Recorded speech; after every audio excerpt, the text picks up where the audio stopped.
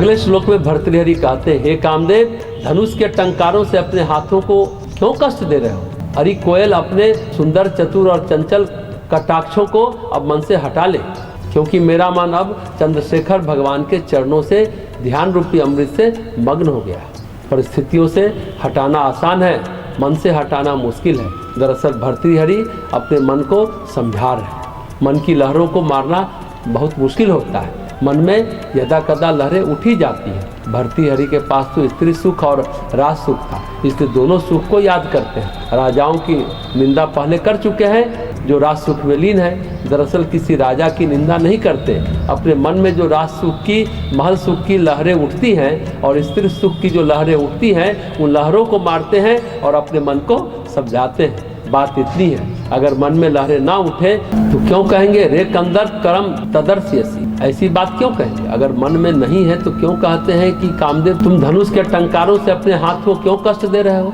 सुखदेव मुनि तो ये बात नहीं कहेंगे ना। सुखदेव मुनि को तो कहने की कोई जरूरत ही नहीं है ये बात। तो सुखदेव मुनि के बैराग में और भर्तृहरि के बैराग में फर्क है। सुखदेव मुनि के मन में तो ये बात ही नहीं है और भर्तृहरि के मन में तो ये बातें जम चुकी हैं। उसको उखाड़ रहे हैं, उस बात को निकाल रहे हैं। अगले श्लोक में कहते हैं, जिसकी कौपीन यानी लंगोट जीर्ण होकर टुकड़े टुकड़े हो गई हो और गुदड़ी का भी यही हाल हो गया हो, फिर भी जो निश्चिंत है, जिसे बिना मांगे भिक्षा मिल जाती हो और जो उसी में तृप्त रहता है, जो शमशान या वन में सोता है, शत्रु या मित्र जिसके लिए एक समान हो, एकांत में जो समाधि लगाया करता है, जिसके मद मोह आदि नष्ट हो गए हो, ऐसा योगी इस संसार में सुखपूर्वक निवास करता है। यानी जो सदा ईश्वर के ध्यान में मग्न है, जिसे खाने पीने, सोने, बैठने, पहनने ओढ़ने की कोई चिंता नहीं है, जिसके मन में परम शांति का निवास है, ऐसे व्यक्ति के लिए त्रिलोक का राज भी तुच्छ है। तन में भी कुछ नहीं है और मन में भी कुछ नहीं है।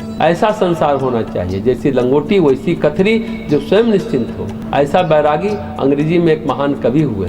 ऐसा नहीं कि सिर्फ हिंदुस्तान में ही ऐसा हुआ, विदेश में भी ऐसा होता है। इमर्सन के गुरु, जिन्होंने भगवत गीता का अंग्रेजी में अनुवाद किया है, और उनके गुरु हुए जॉन डेविड थारो, इमर्सन के गुरु हैं। अमेरिका में जो जंगल है वो भीषण वनों में रहते थे। भगवत गीता की पुस्तक उनके हाथ में रहती थी, बाकी कुछ नहीं रखते थे। कपड़े फटे पहने नहीं पहने, भगवत गीता सिराहने रख कर सो जाते थे और ऐसे मस्त रहते थे कि सोते समय उनके शरीर पर सांप वाप रेंगकर चले जाते। जंगल में बाघ चीता गुर्राते रहते थे और वह मस्त रहते थे। लोगों के साथ इमर्सन भी साथ जाते रहते थे।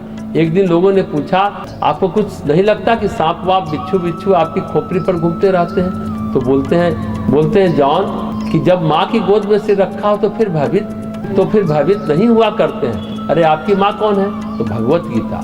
गीता मेरी माँ है, गीता का ज्ञान ही मेरा मातृत्व है, वह माँ है, वही अपना ज्ञान का दूध हमें पिलाती रहती है। इसलिए हमें किसी प्राणी में भेद नहीं दिखाई देता, सभी प्राणियों में केवल परमात्मा दिखाई देते हैं। सांप बिच्छू में भी परमात्मा नजर आते हैं। अभी हमें सभी प्राणियों में केवल परमात्मा दिखाई देता है। सभी प्राणियों में परमात्मा दिखता है। तुमको सांप दिखता है, बिच्छू दिखता है, मुझे तो भगवान दिखता है। ये जो बैराग भर्तृहरि बता रहे हैं, इस बैराग को जीने वाले भर्तृहरि के अलावा जॉन डेविड थारो जैसे लोग भी विदेश में हुए हैं।